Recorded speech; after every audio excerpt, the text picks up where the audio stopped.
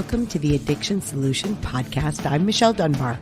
Enjoy listening and watching as addiction experts Mark Scheeren and I cover controversial as well as helpful topics on addiction, how to move past it, and other related subjects. As two of the co-founders of the Freedom Model, Mark and I will give you a completely new perspective on the topics that matter to you. We will take to task the Recovery Society's lies and misinformation and replace them with facts, research, and the methods to move on from addiction struggles without 12-step meetings, rehabs, and the shackles of endless recovery. Let's escape the treatment and recovery trap together and learn to be free. Welcome to the truth. If you feel you need time away from your life to learn how to solve your substance use problem for good without distractions, 12-step meetings, or other counterproductive processes, then the St. Jude Retreat with its Freedom Model program are for you. From the moment you arrive, you'll know that this place is special, effective, and different. We won't bring you to AA meetings. We won't take away your cell phone or tablet. And yes, you can have contact with your family and friends at any time. We don't treat our guests like children or criminals like rehabs do. You'll be surrounded by open fields with mountain views. The retreat is set up to help you to relax, reset, and learn how you can solve your addiction and move on with your life. You'll be learning the world-renowned Freedom Model program directly with co-developers Mark Scheeren and Michelle Dunbar in private one-on-one sessions. You'll also have your own room with no roommates. There's no need to be uncomfortable while getting through such a vulnerable time. In addition to having your private bedroom and meals prepared by our executive chef, there's high-speed internet access so you can keep in touch with work obligations if needed. When not in class, you can enjoy one of the many amenities available, including on-site swimming pool, dry sauna, and a pond for fishing. There's also walking trails, or you can take a trip to the gym. We welcome guests from all over the world who are seeking to escape the addiction and recovery trap once and for all. Call 888-424-2626 to reserve your room today. Hi, everyone. Welcome to the Addiction Solution Podcast. I'm Michelle Dunbar. And I'm Mark Scheeren. And we are going to talk about, well, how do you know when you've joined a cult? Yeah. So we get people all the time that ask us that question. They'll say, I think AA is a cult. And now to us, it's really obvious that it is. And oh, by the way, we have the air conditioner running because it's a heat wave here. It's very humid. And we don't normally, we don't normally get this kind of heat. So we have to, if there is background noise, that's what it is. It's just, so we apologize. Yeah.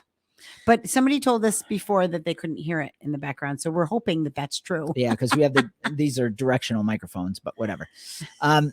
So we get people, like I said, all the time that say, you know, I think AA is a cult. I think I'm in a cult. Or they find us because they start searching on that. We have had a lot of people that I've talked to personally on the phone or that talk to Danny or Mark and say, I found you because I looked up, is AA a cult? Yeah. And we have a lot of articles and, you know, our website, our blog is packed full of that kind of stuff on soberforever.net. If you want to look at, I don't know how many articles we have on there, probably hundreds at this point. Yeah. And videos on our YouTube channel, all that stuff. But there's a lot on this topic. Yeah. Because myself, Stephen, Michelle, Ryan, Jerry, all of us walked out of the cult. We did.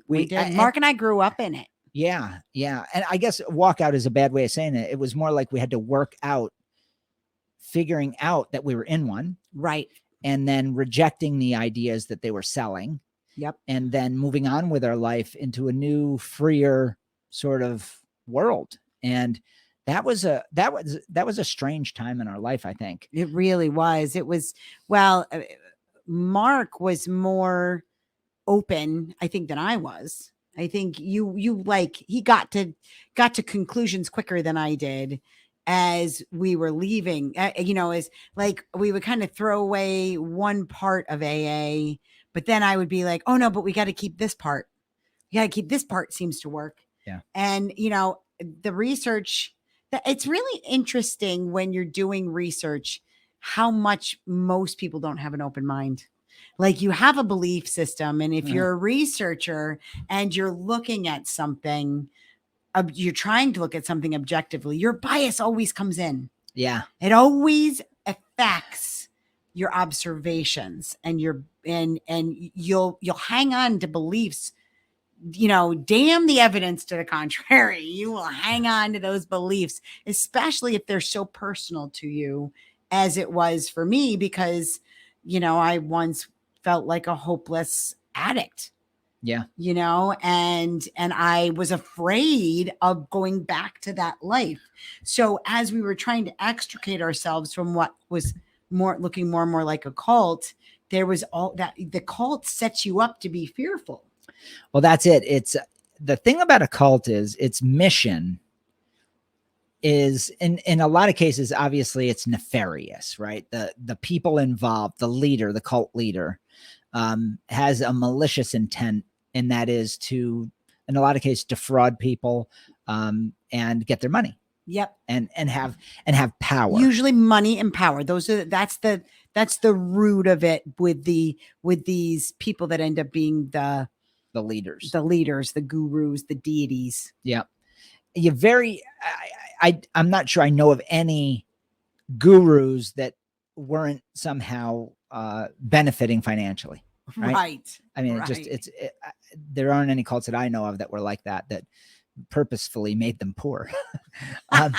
So the question is, is AA a cult? I would dare say that the treatment industry is a cult. And because it was sprouted from a cult. Yes. Yeah. It's designed to take away, and this is probably the biggest earmark of, or defining characteristic of a cult, is that it takes away individuality. It takes away the idea that you are an individual with your own mind, with your own thoughts, with your own ability to think for yourself critically. Right. So you can't have a population of people or a person who thinks critically, questions the ethos of something, and have them be a good standing member of a cult. You have to extinguish people's autonomous, or the knowledge that they are autonomous and powerful creatures. You have to get rid of that. You have to eliminate it from the equation. So AA is masterful at taking away people's individuality. The way they do that is by a very simple idea, and that is that you are powerless and that the drug has power, which is actually the opposite of actual reality. Right. It's literally 100% diametrically opposed to what is real. Your mind exists. You have intelligence, you have reasoning powers, and you're autonomous. You're your own thinking creature. In AA or any 12-step paradigm, they extinguish that by ignoring it, by saying, yeah, you know what, you're kind of powerless over this substance or this idea or whatever. And you have to admit it. Yes. You have to admit it. So the 12-step process is a process of basically admitting that you can't think for yourself, and that you have to let something outside of you think for you, right? The group. Yeah. Some deity. Some dogma, the big book of Alcoholics Anonymous. Big book. There's so many. And I can remember I was one of those people that I would question it and question it and question it. And I can remember being told over and over and over again that my questioning it was a symptom of my disease of alcoholism, right? That was my stinking thinking. That was my broken brain trying to trick me. Yes. And so think about that. So your biology somehow conspires against your mind, like there's two people inside of you, and it becomes this weird, confusing, scary, depressing thing. God, it's terrible. It really is, because you question yourself. And then worse off is you continue to drink and drug problematically. Your life is falling apart. Right. That's right. Reinforcing the mythology. Yeah. And so you take on this belief system of a broken alcoholic or addict. And that's right where they want you, because then you're subservient to whatever message they're selling. And in the treatment industry, we see that all the time with, you get evaluated at some clinic that also happens to be the outpatient clinic that you're going to be referred to, right? There's a conflict of interest. And so all these forces coerce you into a model where you're taught that you really don't have any ability to stop yourself from behaving in a certain way. And that's just weird, folks. That's just really strange, because a drug doesn't have a mind. It's not powerful and it's not addictive. And then people jump all over that. Mark, drugs cause withdrawal. They can be addictive. No, drugs can cause withdrawal. Sure. They can poison you and cause withdrawal and cause toxicity. Toxicity and cause body changes. Sure. I don't disagree with that, but it doesn't automatically mean you're compelled to use. That is an idea. That's right. There are plenty of people that go into the hospital, get put on high doses of morphine, then leave the hospital and never go back to it. They just stop. They have a 3-day flu. They go through withdrawal. 98 to 99% of people that ever use opiates for any reason never have a problem with them. It's the vast majority of people. Right. So the first thing we have to do to create a cult is we have to take the individual out of the equation. We have to make you believe that you don't have the capacity to think for yourself.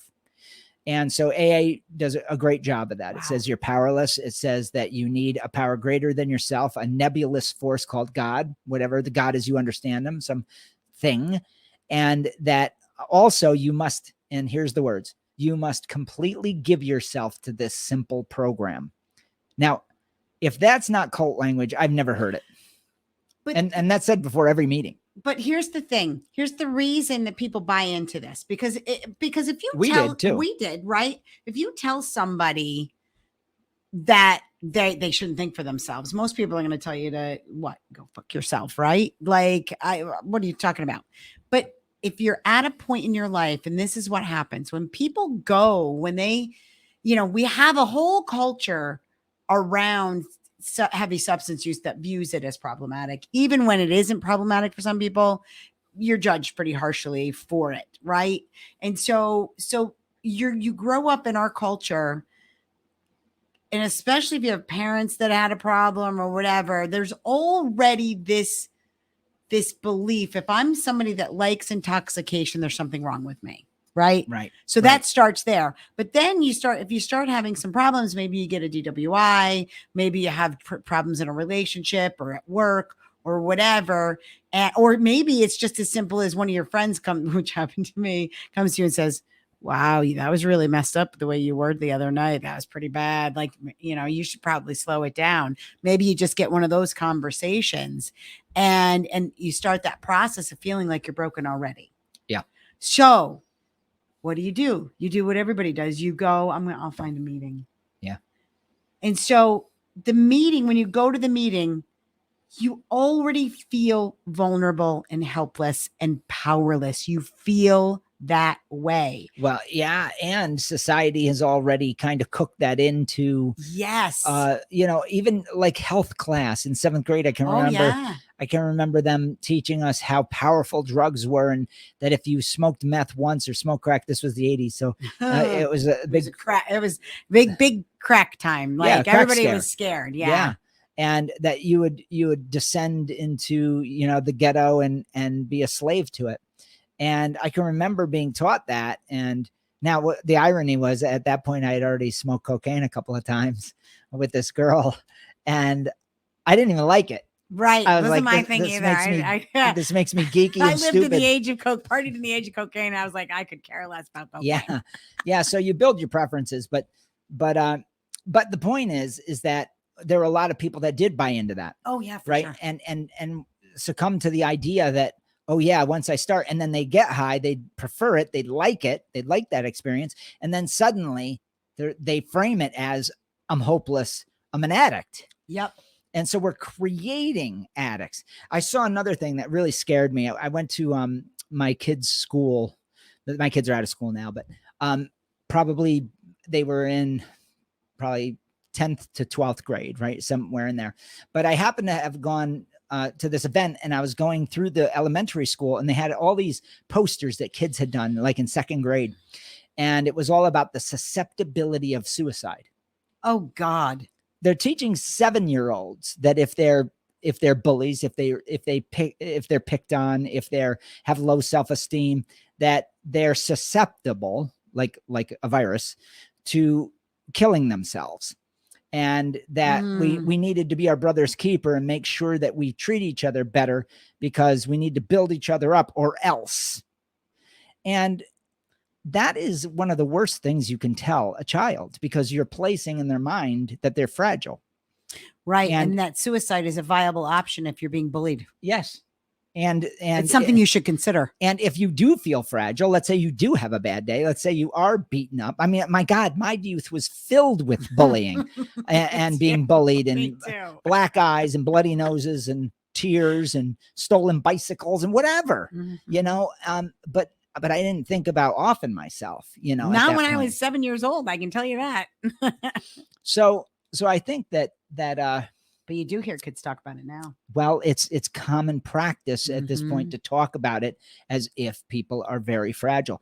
Now that plays in, let's get back to the cult thing. So all of these things play into how somebody lands in AA and buys it. And I bought it. I did. I can remember being young though. Do you remember when you were young and your parents and everybody was like, I'm saving a seat for you in AA. Oh yeah. And you're like, Jesus, you know, this is just so weird. And then, but by 14, 15 years old, you're partying. You're like, fuck, I'm destined. Yeah. Absolutely. We used to drink to all those poor schmucks in AA, knowing, I mean, I would joke about it with my friends, but I would know that eventually I would have to be there. Yeah. Like it was very like everybody was like, oh, you're just like your father. You're just like your father. You're going to, I mean, every single relative I had, my siblings, my mother, everybody was like, you're just like your father. You're an alcoholic in the making. So then you go to your first AA meeting. They read the preamble. They read how it works, which is where they tell you that you have to completely give yourself to the simple program, which is read at every single meeting. They read all of the steps, which teaches you that, and here's the next part of a cult. And that is that the requirement is that you bring new members in. Yes. So the way AA cooks that in is really interesting. They say your sobriety is dependent on the amount of service or the amount of people that you bring into the cult yourself, that you recruit. Now, there's a model that is just like this. It's the Jehovah's Witnesses that believes that there's a certain number of people that go to heaven, and only those people that do the recruiting are included in that small number that go to heaven in the overall number. Now, that's an amazing screwed up technique, but no offense if you're Jehovah's Witness. Well, but it is what it is. It's craziness, and I'm going to tell you why it's craziness. So I forget what the number is. Let's say it's 120,000. I don't know the exact number. I used to know it, but it was not a very big number, right? Some number like that. So within the Jehovah's Witnesses, there's more people in the Jehovah's Witnesses than that number, which means you're already in the deficit situation as an organization. So with fear, they say, well, only those that recruit the maximum number of people into Jehovah's Witnesses are included in that number of people that go to heaven. Now, what that does is that creates a frenzy. And it creates a frenzy because the more people that end up in the organization, the larger the number is, and the smaller the percentage that go to heaven are. So then what it does is it creates a sales force, and only the top performers are allowed into the exclusive club called heaven. So it self-perpetuates recruitment. Well, AA does the exact same thing. Yes. It says the only way you retain your sobriety and can keep it and this is the term, you are rocketed into the fourth dimension of existence, right? This whole fantastical thing. Promises, right? Yes. The promises. Yes. The promises, the 12 promises. And the only way is if you recruit. And they call that service work. Service work. Right? 12 stepping. It means you go out and you make sure you sponsor You help somebody people. in. You sponsor people. You look for the newcomer. You look for people. You spread the message. Yeah. And now, so what they did is they took some really normal, good Christian ideas like service, be nice to your fellow Helping man. people. Yeah. And then they put a hook in it and said, but you have to do it if you want to remain sober. And as Bill Wilson, the architect of AA, the cult leader, he said, if you don't do God's will and do service work, John Barleycorn will make you do it, meaning booze, alcohol. And once again, you see how he gave it a name. He personified the devil. So that's another sort of earmark of a cult. Yes. Right? Yes, that there's a bad guy. Yeah, and the bad guy is out to get you. That's right. And the only protection that you have is within the cult. That's right. It is the answer. It is the shield, if it were, right? As it were. So all of these things are designed around fear, getting you to become fearful, getting you to stop questioning the method, getting you to recruit endlessly, and making it so that you blindly follow those that went before. And eventually what happens is you matriculate into a position of power. You get more and more knowledgeable about how to manipulate people, how to do service work. You kind of like that Jehovah's Witness. You're the top sales force in each group. Yes. And now I did all this. Me too. I did all of it. And I'm ashamed to say that I didn't know any better. It's embarrassing to me now. Me too. But it is where I was at that point in my life. Yeah. Yeah. And there are people that will say, but they think about cults and they think, but in many cults, if you leave, they'll drag you back. They'll come and find you and get you and bring you back into the cult. Most cults don't operate that way. The way that AA keeps people is through the fear tactics. If you join any organization that tells you, if you leave us, you will die, that's a cult. That's it. Okay. And so what does AA say? If you don't go to meetings, if you stop going to meetings, you will drink again and drinking again, or you will use drugs again. And doing those things again means what? Jails, institutions, or death. Nothing good is going to come of that. Right. Right. So that's a great point. So if you leave, you are doomed to the three choices. Yes. There is no, well, you might just stop drinking and move on with your life. Which is, nearly everyone. Yeah. Statistically, that's actually what happens. That is actually what happens. If you avoid the cult. But if you are in the cult, right? If you are listening to this podcast and I have been to going to AA for like 6 months and you're like, something isn't right here. And you're listening. If you started thinking in your mind, I don't want to go to meetings anymore, but I'm too scared to stop.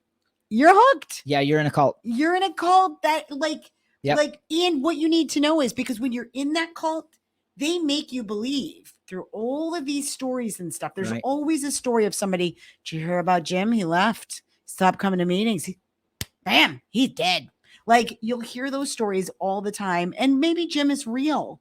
You know what I mean? But what you didn't hear about Jim is that he'd been to 6 rehabs and he'd overdosed a dozen times, and he was on and off Suboxone, and he was in and out of meetings, and he was doing all of these things. And he was doing it all. And he was working the program like they said. He was going to meetings daily.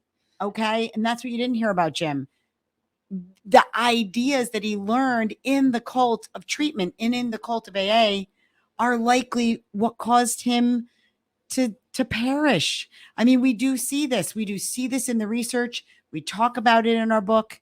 The people that buy into the idea that they're powerless, that buy into the idea that they're permanently broken and they don't have control, guess what? Those people act accordingly.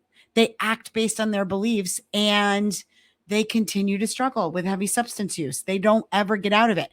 The people that don't buy in, that leave AA, that are like, this doesn't make sense to me. and I'm just not going to do this anymore. I bet I can just stop and move on with my life, which is the majority do fine. That's just the way it is. That's the reality of it. So if fear is ruling your decisions, yeah, you're in a cult. Yeah. Okay. Now, if you have independent fearful thoughts because you've been drinking and drugging and it has nothing to do with meetings, you're not in a cult. Okay. No. That's just being scared. I was scared plenty of times in my life and had nothing to do with AA.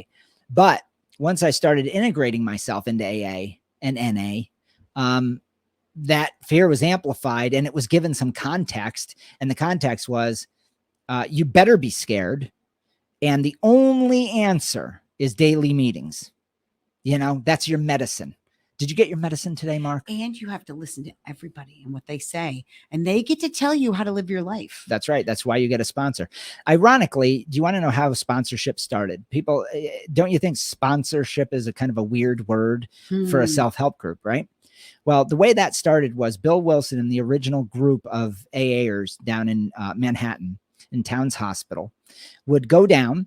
They would have the doctor there, Dr. Silkworth, take a drunk off the street, put him in a bed in a closet, essentially in a sort of a back room ward that they had developed. And then what would happen is Bill and company would walk in and they would say to the wife of the drunk or the husband, here, let's separate you two.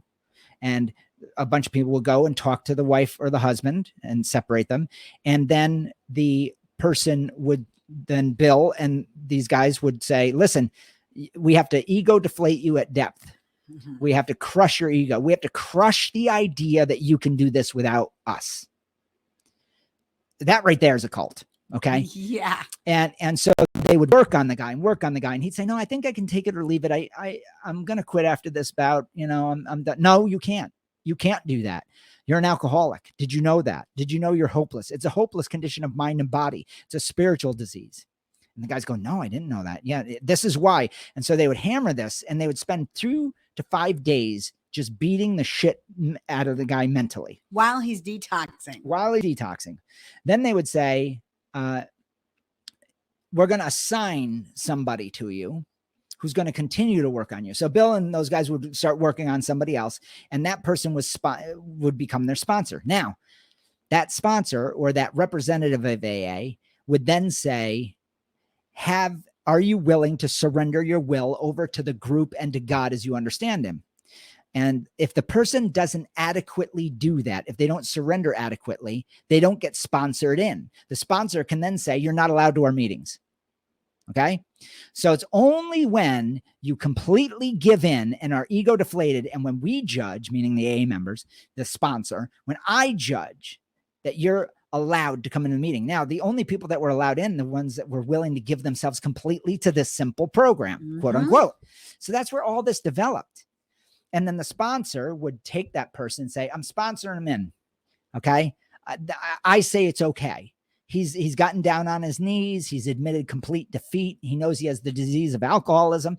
Now, doesn't all this sound like rehab? Just substitute instead of the sponsor, substitute the therapist and your probation department and child protective. The court system. Exactly. So now you're in this bizarre scenario that is literally in the fabric of America. We have the cult of pharmacology. We have the cult of 12 steps. We have the cult of treatment, and all of it's designed around, making you believe you have something you don't have, which is the disease of addiction, a brain disease, a chronic progressive. None of that's true. And then forcing you to believe it, give into it, and then give in to the powers that be to run your life. Yes. Yes. You are convinced. And if you join any group that convinces you that you can't think for yourself, that what you like and don't like is evidence that you have some kind of disease. If you're told that you can't spend time with certain people because they're not good for your sobriety.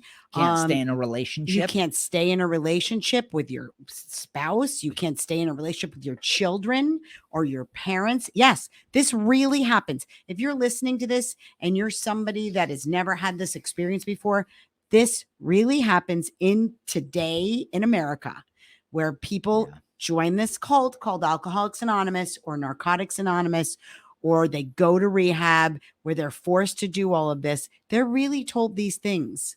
Okay. Now you might be somebody listening thinking, yeah, but my daughter just overdosed for the 6th time. Well, has your daughter been to rehab?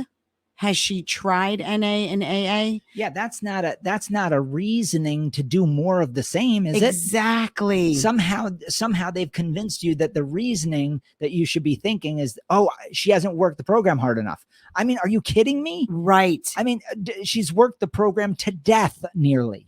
Yes. You know, so maybe Yes. it's time to think something different and allow the person the privilege, the right to move on with their lives. Yes. Yes. What happens, and this is the worst, one of the worst things that can happen to somebody.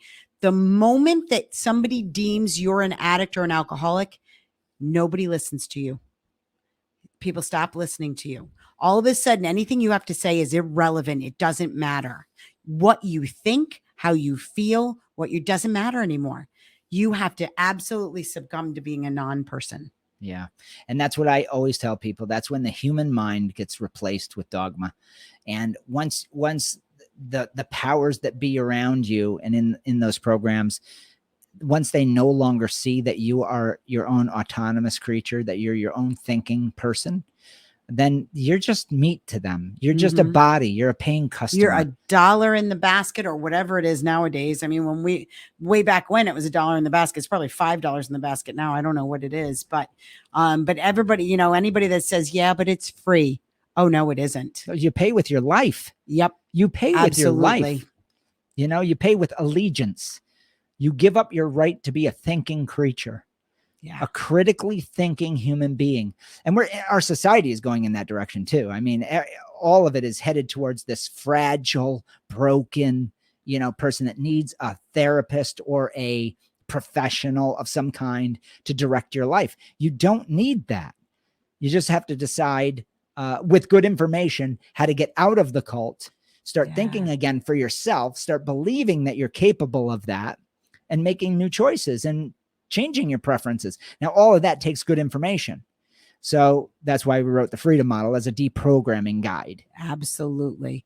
Absolutely. Look, and if you're going to a therapist and that's working for you, great. But know what that means. Okay.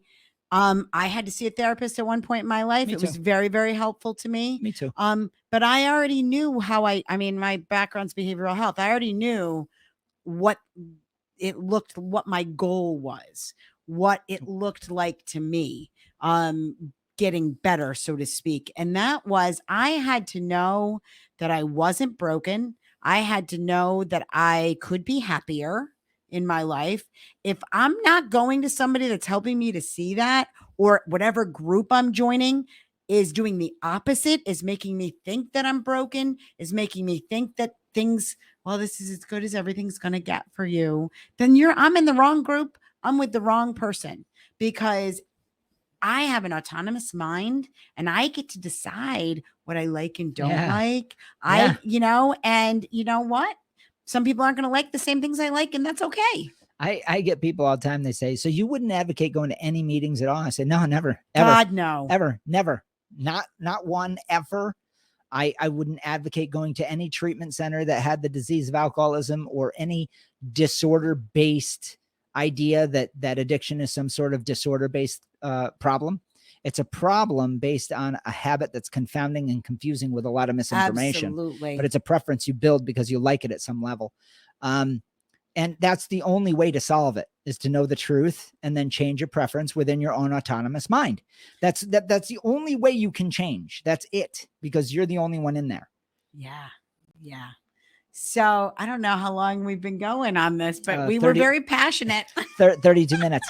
I just don't want somebody going down the path we went down, because it's highly painful. In my case, it almost killed me. I did almost commit suicide because of what treatment did to me, and how they worked on me, and how they broke me, how they actively tried to break me, because I'm sort of a nonconformist dude. And you have to know, we spent the first half of our lives there, in AA. I mean, we grew up in it. I grew up in it from the age of 9 years old. how old were you? You were like, Oh, first memories. I remember my mom going to meetings when I was 5. yeah. So yeah, it's it. And then we were in it and around it until we were about 30 years old. So, and we're only in our 50s now. So we spent the first half of our lives in the cult of AA. So if anybody knows about it, we definitely do. We are qualified to talk on it. And look at, so if you feel if you're in a group and it's a fear-based, you're staying because you're fearful, maybe it's time to explore your other options. Yeah, I would get our book, The Freedom Model for Addictions. It's free. Go on to the freedommodel.org. You can get a digital version for free by using coupon code freedom100. That's the word freedom and digits 100. And read it, and you'll be blown away. Yeah. And look at, if you're listening and you have a loved one, you have somebody that you love that is kind of now getting distant from you because they're in the cult. We had an email question about that. Just today I got it and I answered it. Get the Freedom Model for the Family. You can also get it with that coupon code freedom100. Go to thefreedommodel.org and get that. It's a difficult thing to watch happen. If you have a relative or yourself and you've been through 2, 3, 4, 5, 10 rehabs, you may need to be deprogrammed. And we can do that with you at the St. Jude retreat. We do that with people every day, and we've been doing that for 33 years. I get people that have been, the high watermark was a fella that was 28 years old that had been to already over 50 rehabs, and he lived institutionalized for 12 years, and he just went from one rehab to the next. It was unbelievable how he scammed the system. And he did exceedingly well and never went back. So there's a way to become free from all this, but the answer is you. And that's the beautiful part. We're just going to teach you that you're the thing that's free and always has been, but you're trapped by misinformation. Yeah. Yeah. And it is a lot. It's a lot of debunking. And for some people, it's a process. We have the Freedom Model International membership for people that gives you access to all of both our online programs, Freedom Model online program and the Freedom Model for the Family online program, as well as a seminar series on why you shouldn't go to AA. So look, we have a lot of options is all we're saying. And our websites are across, if you're on YouTube, you can go, our websites are across the bottom of the screen and our phone number is up there. But I'm going to tell you, if you're listening on one of the other streaming services, you can go to online.thefreedommodel.org. That's all our online products. You can go to thefreedommodel.org, and that will tell you all about private instruction, the retreat. Our books are available there, our audiobook.